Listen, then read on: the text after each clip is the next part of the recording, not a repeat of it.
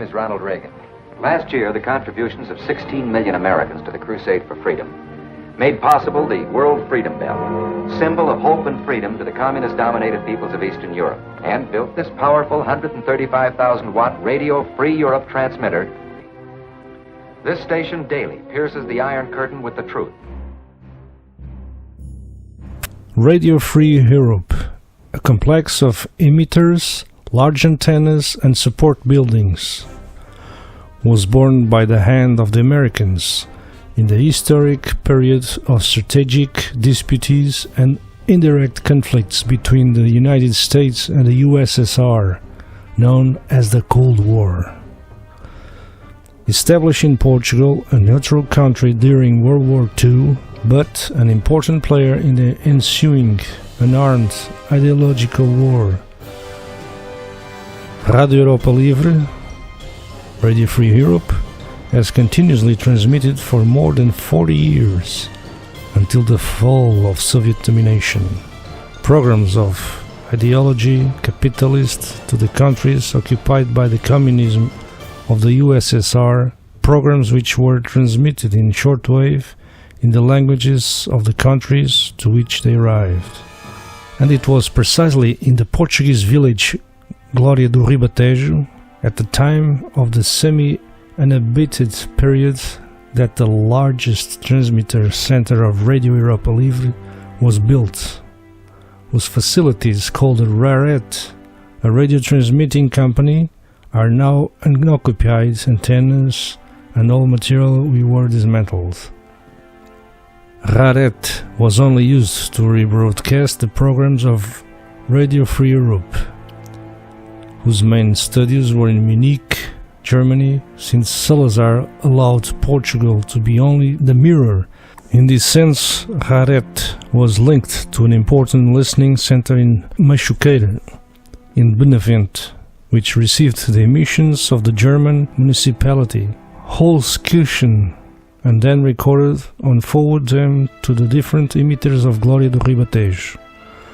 These emitters, with hundreds of kilowatts of power, had the antennas directed to Romania, Czechoslovakia, Poland, Hungary and Bulgaria, and from the 60s to communist countries of the Middle East, in a total of 18 different languages. In 1989, the destruction of the Berlin Wall and the departure of the Russians to the Soviet Union, leaving the occupied countries to the possibility of managing their destinies. RARET is no longer needed.